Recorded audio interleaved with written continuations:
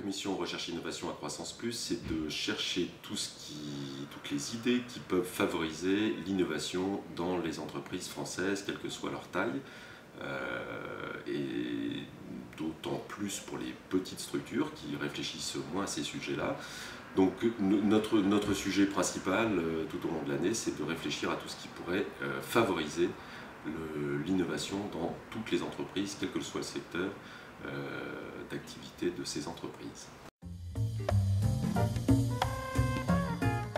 L'innovation, elle n'est réservée à personne. En fait, on peut faire de l'innovation aussi bien, alors bien sûr on fait de l'innovation dans les secteurs technologiques, mais ce ne sont pas les seuls.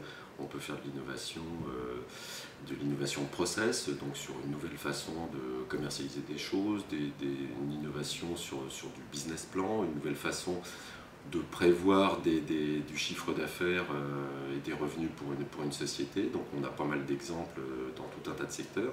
Et donc aujourd'hui l'innovation n'est pas réservée à la techno. C'est vrai qu'on a l'image par le crédit impôt recherche de choses qui sont destinées à des entreprises très technologiques. C'est pas forcément le cas. Donc on peut faire de l'innovation dans n'importe quel secteur d'activité.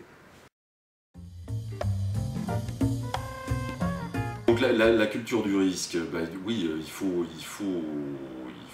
qu'on devienne une société de culture du risque. C'est mieux que en tout cas c'est ce qui va favoriser l'innovation après dans les entreprises, parce que pour faire de l'innovation, on prend des risques.